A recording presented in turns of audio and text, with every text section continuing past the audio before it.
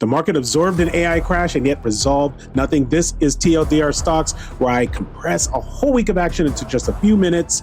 And boy, was there a lot of action last week. We had earnings. We had the market displeasure over a Federal Reserve meeting. I wrote about that in Inflation Watch blog. We had an AI crash in the middle of the week where situational awareness had to sell some of its assets to Citadel to survive.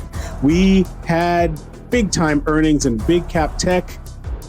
And then we have a war that's still going on and actually escalating at times. And in the middle of all this, somehow the indices ended up positive on the week. Let's take a look at these charts. This is my favorite technical indicator, percentage stock trading above the 50 moving averages on AT50. It is still in the trading range. It held a 50% level.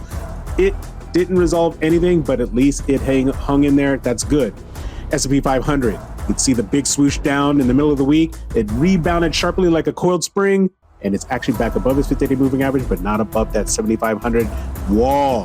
The NASDAQ still in the downtrend despite its rebound, and IWM, the ETF of small caps, is starting to build out that small little downtrend, and it's pivoting around the 50-day moving average, which is that red line. I'm hoping it hangs in there. I'm still doing those weekly trades. SMH, the ETF of semiconductors, accelerated to the downside into that crash on Wednesday, and then like a coiled spring, rebounded back up, but it's still in a downtrend. NVIDIA survived a breakdown below its 200-day moving average, rebounded, but it's still in a trading range. TLT is representing the big sell-off in bonds. When will the stock market care again?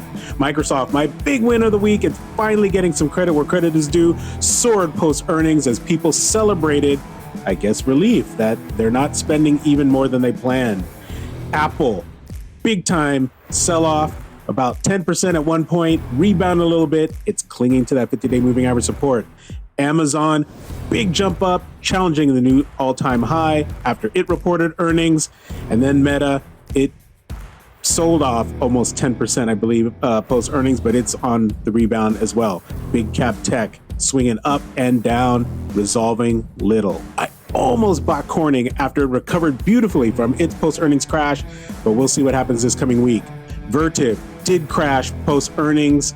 I sold a put and it worked out, but let's see if it can get back above that 200-day moving average. And then AMD has earnings coming up, very critical because it just saved itself from free fall for now.